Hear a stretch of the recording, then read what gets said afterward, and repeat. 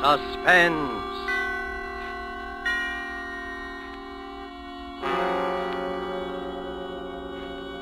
Presented by Roma Wines, made in California for enjoyment throughout the world. Salute. Your health, senor. Roma toasts the world. The wine for your table is Roma, made in California for enjoyment throughout the world.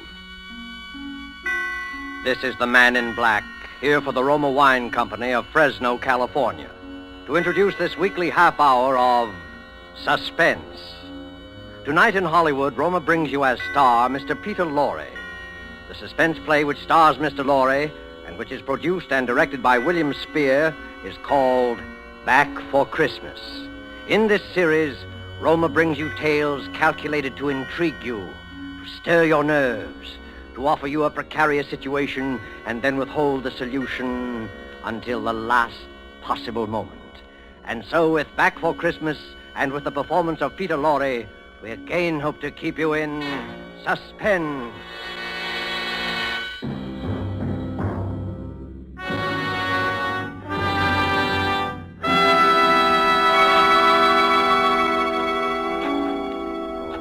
Jingle bells, jingle bells, jingle all the way. Oh, what fun it is to ride one was open. Yes, Maria? What on earth are you doing down here in the cellar? Oh, just doing a little digging. And why, may I ask, have you chosen this day of all days to dig up the cellar floor? Oh, I thought because the weather has been so damp, this would be a good time to plant that little devil's garden I told you about. Devil's garden? Whatever nonsense is that? Don't you remember that was my little joke about it? You see, I've managed to get hold of the spores of several unclassified wild orchids. In our wild state, they bloom under damp masses of leaf mold. The South American Indians call them devil flowers because they appear to bloom under the ground. Well, I'm sure the South American Indians will be very interested if you succeed in growing these ridiculous flowers under the cellar floor. Whom else it will interest, I can't imagine.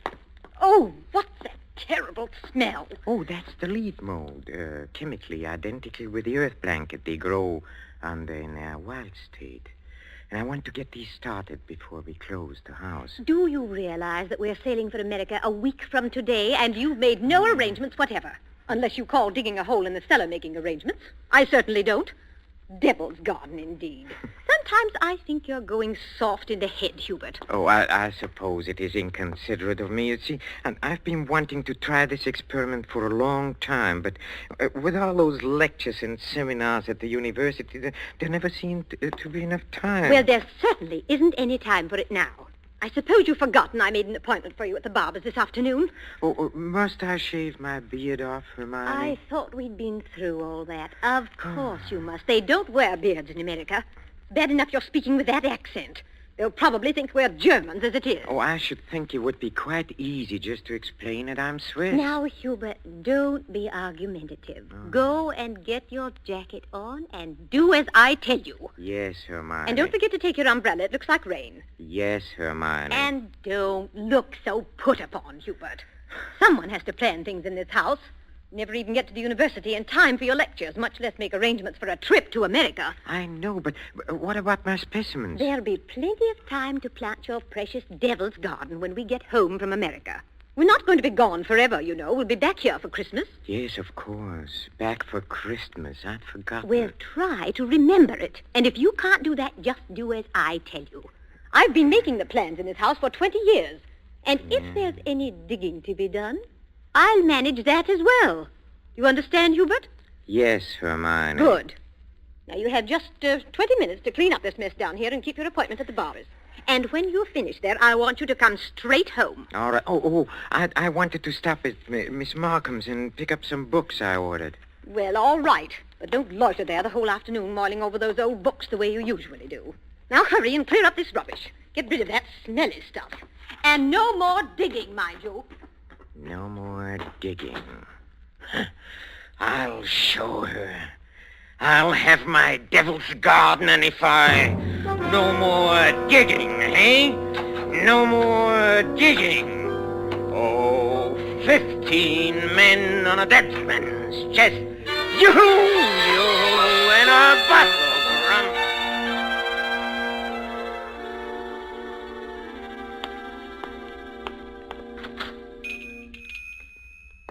Good evening, sir. Oh, good evening, Miss Markham. Why, it is Professor Schumacher, isn't it? Do you like me better this way? You look ever so much younger without the beard. 20 years at least. 20 years. Oh, you'll be glad to know those books you ordered have finally arrived. 20... Oh, yes, the books. Let me see. The Phytotomy of Phalloid Gametophytes and Coniferous Shrubs of North America. Those are the ones you ordered, aren't they? Yes, thank you. You're very kind, Miss Markham. Why kind, Professor Schumacher? Well, not many young ladies in bookshops would go out of their way to look up rare books for an old professor of botany. Why, you're not old, Professor Schumacher. Really, you look... What do I look like? And besides, I adore botany. It's my particular hobby. Oh, really? You've never told me that before, Miss Markham. Well, I was afraid to. You looked so imposing with the beard and all. Miss Markham, forgive me if this sounds foolish, but since talking with you today, I feel that shaving off my beard is the most important thing I've done for 20 years. Oh, it is. I'm sure it is. For 20... I'm so sorry that I've been so distant with you all this time. Oh, there were times when I almost spoke up. Oh, really? Times when you came in here, tired after a day with your students at the university. You seemed so alone. The way I'm alone in the world. Alone? I'd like to have asked you to stay a while and talk with me, but some way or other, I always wound up giving you your change and letting you go on your way. Say you're alone in the world? Since my father died. Oh, Miss Markham, did you never think of marrying? My father was a very remarkable man. I never found anyone who seemed to measure up to what he led me to expect of men. Miss Markham... Oh, it's been so long since anyone called me by my first name. I'd like you to, if you want to. It's Marion. Marion?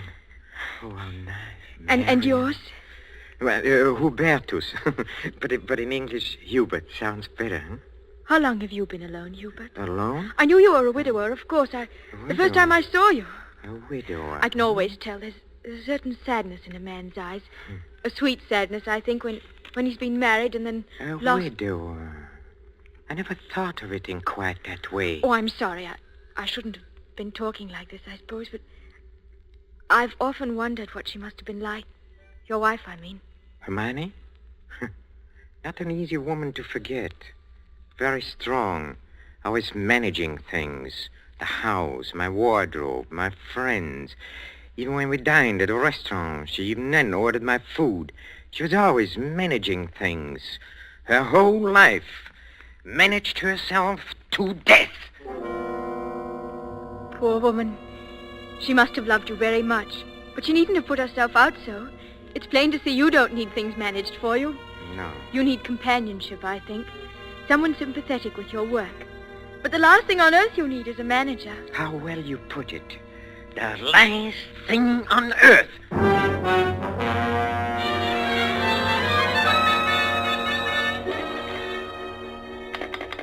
Operator, are you there? I'm still waiting on that call to Salisbury. Well, put them on quickly. Hello. Is this Paul Holt and Sons? It's Mrs. Hubert Schumacher. Did you receive my letter? Good. Now remember, we'll be back for Christmas and I want the job done without fail. What's that?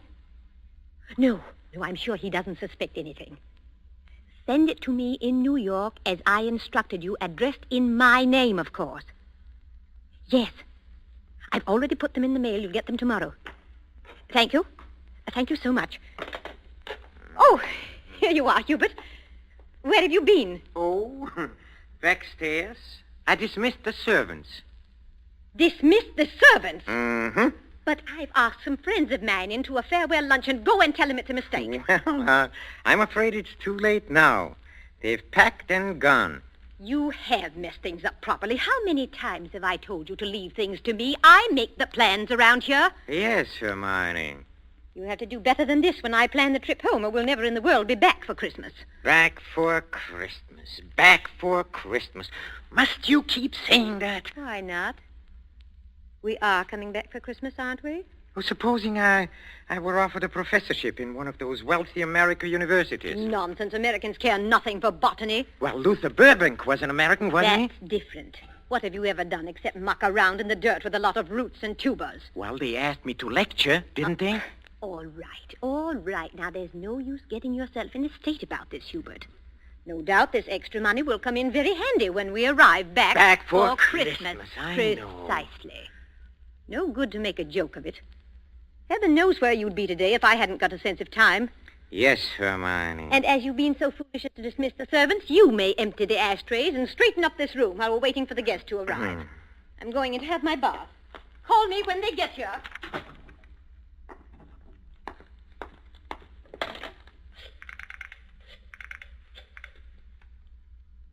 Marion?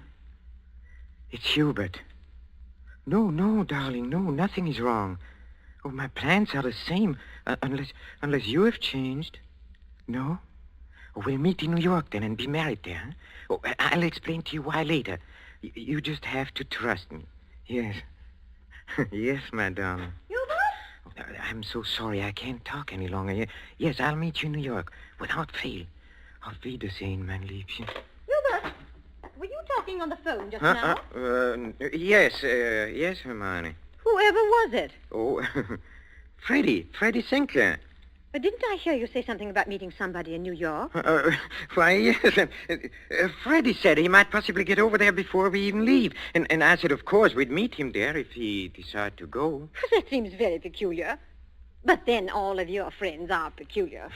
Yes, Hermione. And just look at your jacket. Have you been digging in that cellar again? Yes, Hermione. Well, there's no need for it. You can't possibly get that Devil's Garden thing finished before we sail for America. Go and change your clothes before the guests arrive. Oh, never mind. I see somebody coming up the walk now. Go and let them in. Yes. Hubert.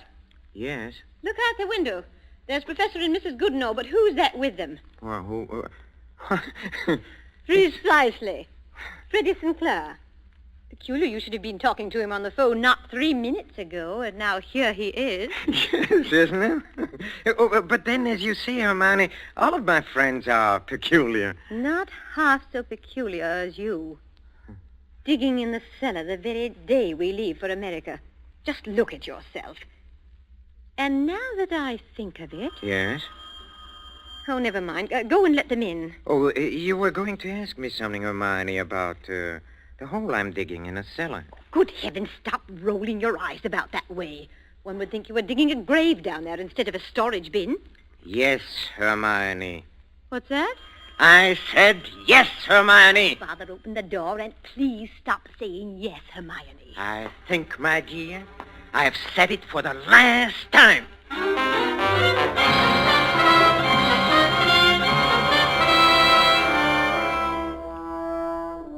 A professor of botany, his loving wife, and an oblong pit in the cellar. Just the right size for his botanical specimens, his devil's garden. With these ingredients for a story of a perfect crime, Back for Christmas by John Collier and starring Peter Lorre, the Roma Wine Company closes the curtain for a moment on another breathless study in suspense.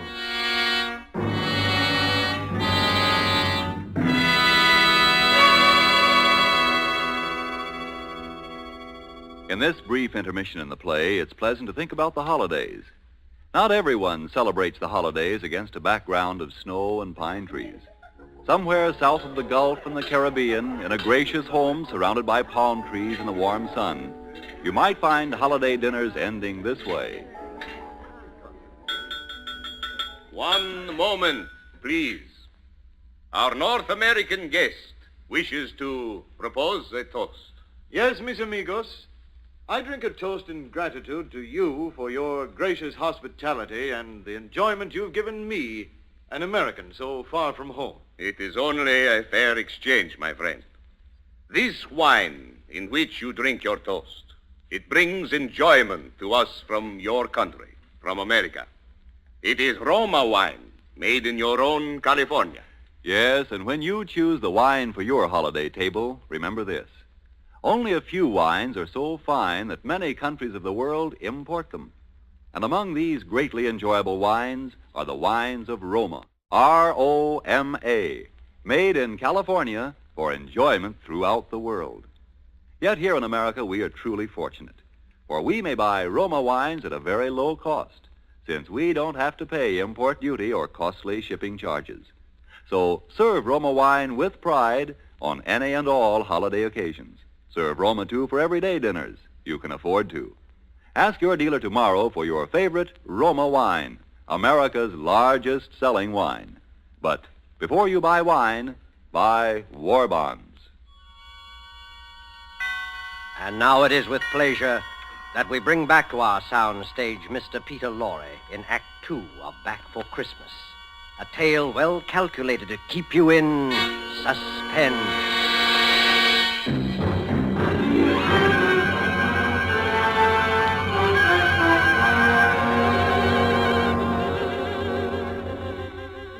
Back for Christmas. Hermione was so positive we would be back for Christmas. That last afternoon, pouring tea out for a few friends who had come in to say her last-minute farewells, she kept reiterating it. Now, mind you, Hermione, don't let those Americans lure your husband with one of their fat university jobs.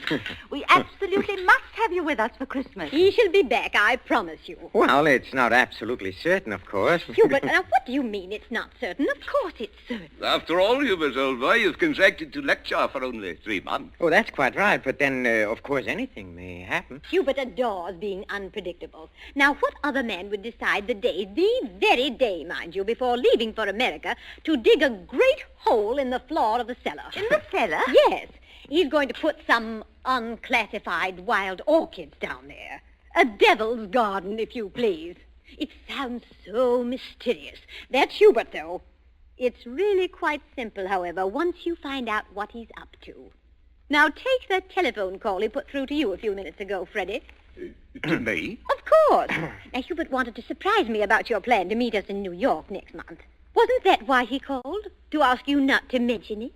My dear Hermione, Hubert couldn't possibly have telephoned me within the past hour. I've been walking in the park since 3. He didn't telephone you? Well, how could he? It is for my going to America. No. Come, Freddie, come. You may as well confess.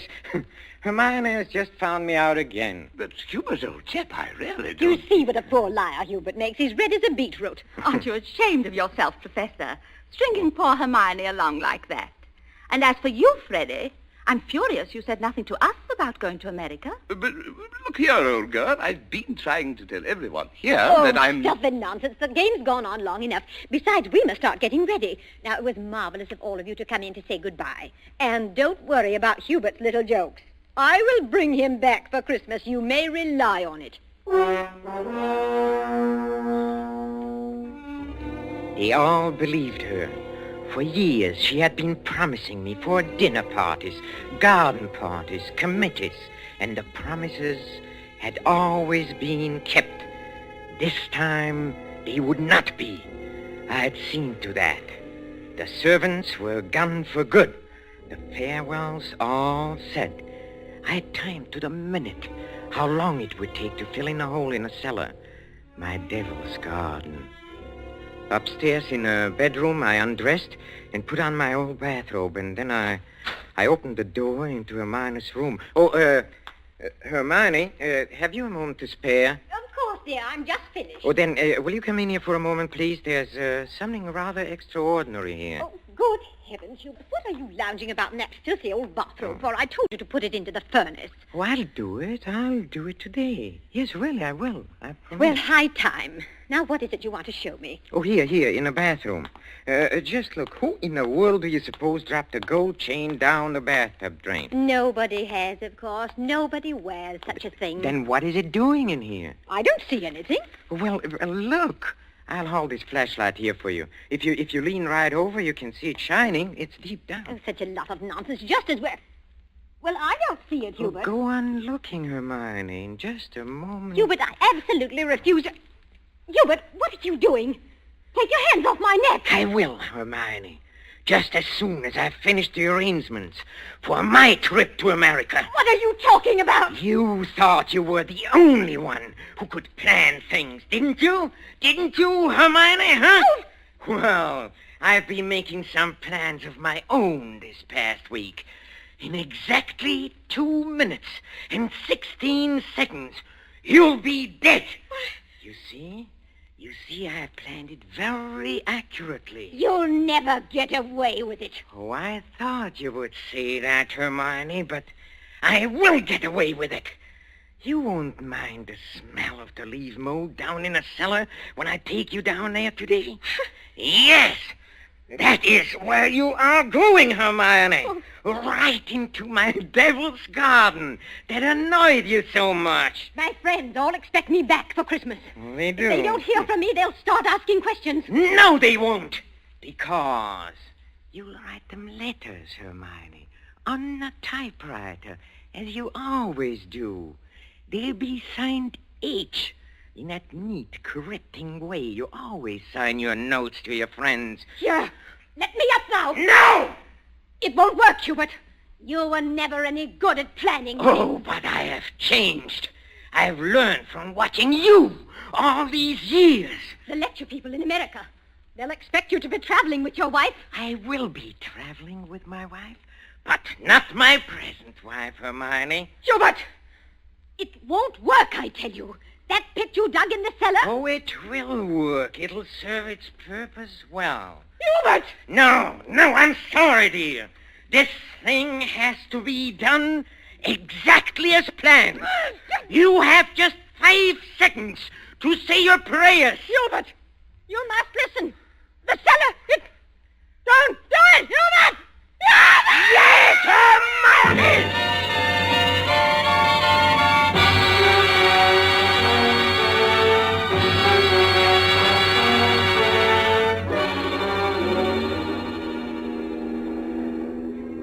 Oh, Stuart? Yes, sir? Oh, my wife, she's in this post. She'll be taking her meals in our stateroom. For the old voyage, sir? Yes, for the whole voyage. I trust your wife is feeling better this morning, Professor Schumacher. A little. Not yet well enough to leave her cabin. Oh, what a shame. Oh, Professor Schumacher. Yes? Here's a copy of the radiogram you sent for your wife last evening. Oh, thank you. I'll just check it over. Oh, but look here. Why? What's the matter? Did the typist make a mistake? No. It's nothing important. She can correct it later.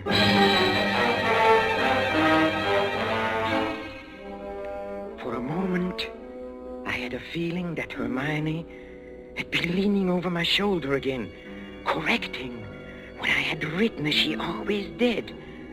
I had written a radiogram to Professor Goodenough and his wife. Haven't been out of my cabin the whole beastly trip, Hubert. Well, now doubt we'll be back for Christmas. But the operator had left out the W and it read, "No doubt we'll be back for Christmas." Exactly what Hermione would have written.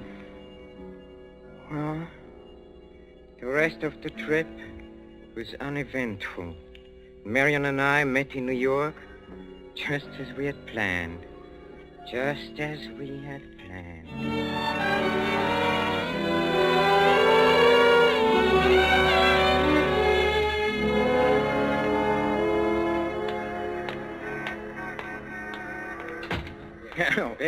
Professor and Mrs. Schumacher, we have reservations, I believe. Oh, yes, we've been expecting you, sir. Boy, take Professor and Mrs. Schumacher's luggage up to their suite. You know, Mrs. Schumacher, you're quite a surprise. Oh? Your letter reserving the rooms was so thorough, I was expecting an older, more forbidding sort of person, frankly, ma'am. No. As a matter of fact, we're just married, but my letter reserving the rooms. Oh, I wrote the letter, my dear, and I signed it Mrs. Hubert Schumacher. Just a joke. What a cunning old fox you are, Hubert. Now that I think of it, I almost think I forgot. am. There's a letter for you, Mrs. Schumacher. That's peculiar. I wonder who on Oh, earth... well, we'll soon find out in good time. Come along, darling. Oh, we are keeping the boy waiting. Come.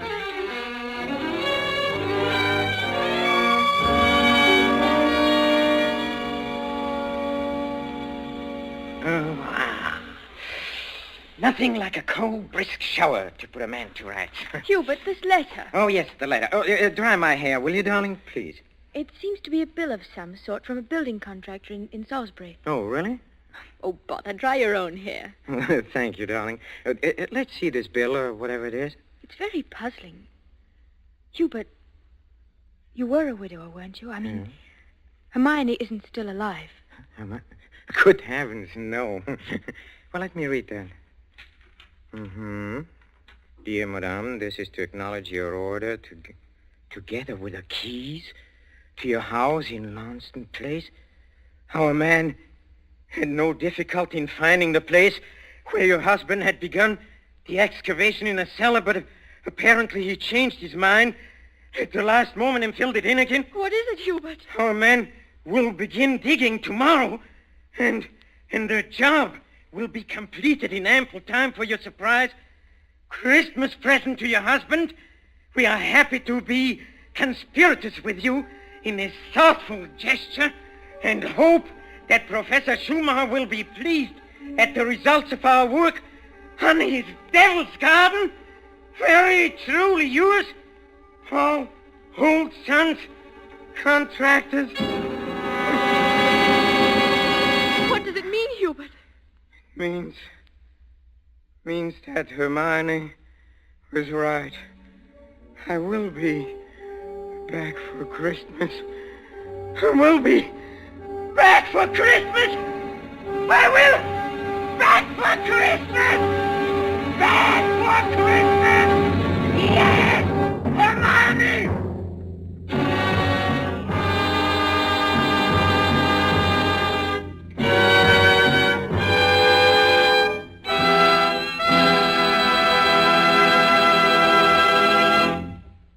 And so closes Back for Christmas, starring Mr. Peter Lorre, tonight's tale of Suspense.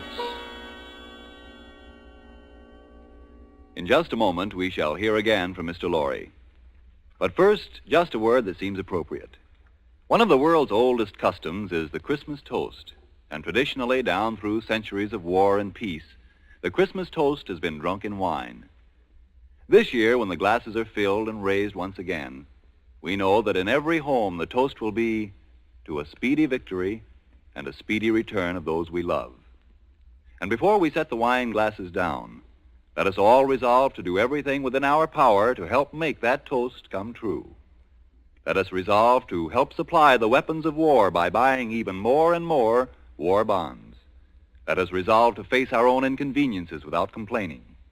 And above all, let us resolve that when this war is at last over, each of us will exert all our effort to see that future Christmases truly express peace on earth, goodwill to men. This thought, together with our very best wishes of the season, is the Roma Wine Company's Christmas message for you, its friends, here in America and throughout the world. This is Peter Lorre. Thank you for listening to our suspense play this evening, and I know you're looking forward to next week's show as I am. It is called Finishing School, and its subtitle might be the famous quotation, "The female of the species is more deadly than the male." Don't forget, then, next Thursday, same time, for Margot, Elsa Lanchester, Janet Beecher, and a distinguished all-feminine cast in Suspense. Presented by Roma Wines, R-O-M-A. Made in California for enjoyment throughout the world.